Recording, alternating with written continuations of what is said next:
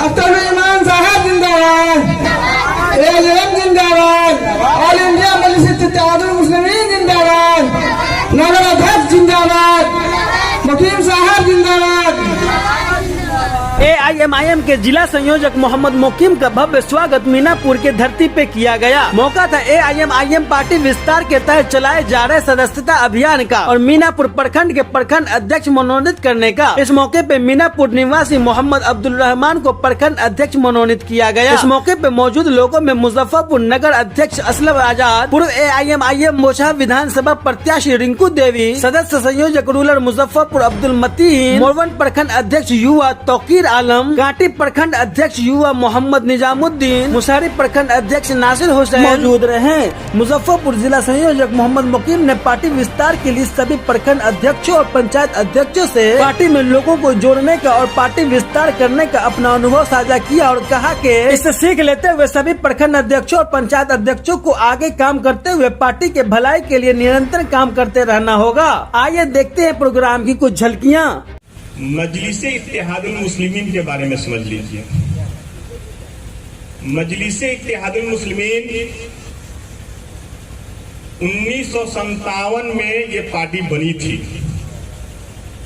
और 1900 all India मजलिस इत्तेहादुल मुस्लिमीन 1957 के बाद जब ये पार्टी बनी तो उस समय की सरकार जवाहरलाल नेहरू की थी और उस समय उनको बेचैनी छा गई कि ये जनाब क्या कर रहे हैं।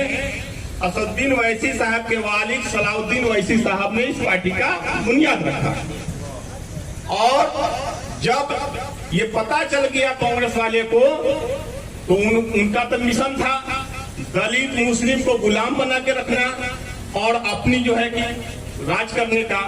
तो उन्होंने क्या किया कि कहा कि आप पार्टी को जो है कांग्रेस में विलय कर लीजिए, आप ये पार्टी को खत्म कीजिए। उन्होंने ये बात को नहीं माना तो उनको 11 महीना के लिए सलाउद्दीन ओवैसी साहब को जेल में डाल दिया गया किसी केस में फंसा कर। बाद में एक मरतबा विधायक भी बने और 1984 में जहां कांग्रेस का दौर था, एक तरफा बिहार चल रहा था, उस समय जो है हमारे जो है असदुद्दीन ओवैसी साहब के फादर सलाउद्दीन ओवैसी साहब हैदराबाद से MP बन के दिल्ली के लिए गए पार्लियामेंट में और उस समय से लेकर 2004 तक उन्होंने कंटिन्यू जीत हासिल की। उसके बाद में जब वो उनकी इंतकाल कर गए उसके बाद असदुद्दीन ओवैसी साहब 2004 से लेकर अभी तक इंशाल्लाह जीतते आ रहे हैं। ये हमारा पार्टी का बुनियाद है और कमोबेश 62 साल हो गया, 62-63 साल होने जा रही है हम लोग का पार्टी का। लोग कहते नई पार्टी है। हमारे एक सांसद असदुद्दीन ओवैसी साहब हैं, हमारे वहाँ 7 विधायक हैं और काउंसलर भी हैं वहाँ पे। उसके बाद में महाराष्ट्र में हमारे 2 विधायक हैं, एक सांसद है। उसके बाद जब हम लोग बिहार आए तो बिहार में अल्हम्दुलिल्लाह उपचुनाव में हम लोग खाता खोले और 2020 में हमारे 5 विधायक जीत कर आए। जब हमारे 5 विधायक जीत के आए तो बेचैनी छा गई कि सेकुलर पार्टी कहने वाले लोगों को, सेकुलर वर्ड जो यूज करते हैं इनको बेचैनी धगी और इन्होंने क्या किया कि धीरे धीरे जो है कि कहा कि कैसे मजलिस को खत्म कर दिया जाए। वही हुआ। अब देखें हमारे भी पार्टी में कुछ गद्दार लोग आ गए और मजलिस के नाम पर ओवैसी साहब के नाम पर ओवैसी साहब के काम से उन्होंने काफी जो है कि बाढ़ में कोरोना काल में काफी जो है कि वहां पे फंडिंग किया था, घर घर लोगों को मदद किए थे, उसके वजह में लोग वहां से जिता के भेजे थे। लेकिन ये 4 विधायक हमारे चले गए, चले नहीं गए, उनको बुला लिया गया लोभ लालच लेकर। तो ऑल इंडिया मजलिस इत्तेहादुल मुस्लिमीन का मिशन है मुस्लिम दलित एकता और इसका आपका उदाहरण है कि हमारी मैडम यहाँ पे मौजूद है जो मोचा विधानसभा से चुनाव लड़ी थी MIM के। तो हम लोग जो है ये तय करें कि कोई भी पार्टी हो आपका काम नहीं करता है, सिर्फ आपका वोट लेता है।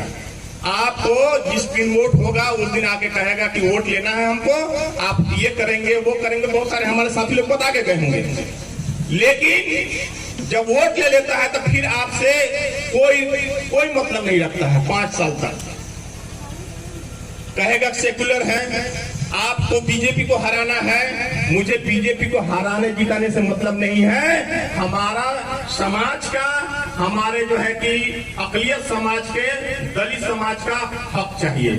तो उन लोग को पता है कि इस बंदे में दम है, और हम लोग क्या है, हम लोग किसी दूसरे के गुलाम बने हुए हैं। कब तक हम लोग गुलामी करेंगे? इसलिए हमारे साथी ने बोल के गए हैं कि अपने बच्चे को पहले तालीम दीजिए।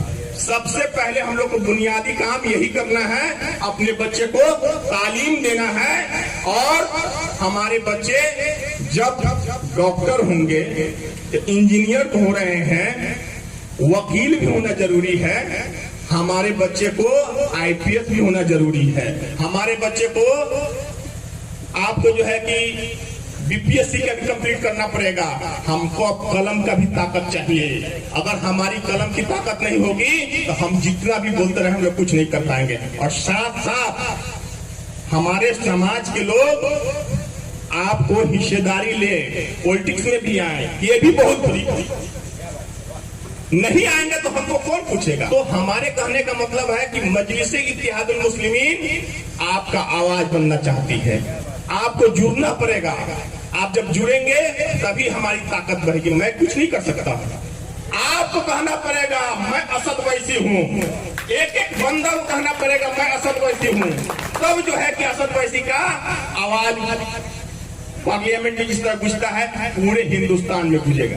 असदुद्दीन वैसी साहब जब बोलते हैं तो पहले ये बताइए, पार्लियामेंट में जब बोलते हैं तो आपको लगता है कि नहीं कोई अपना बंदा बोल रहा है? ऑल इंडिया मजलिस इत्तेहादुल मुस्लिमीन लगता है कि नहीं अपनी पार्टी है? तो जब अपनी पार्टी है, अपने लोग बोल रहे हैं, तो उसके साथ आपको खड़ा होना है कि नहीं?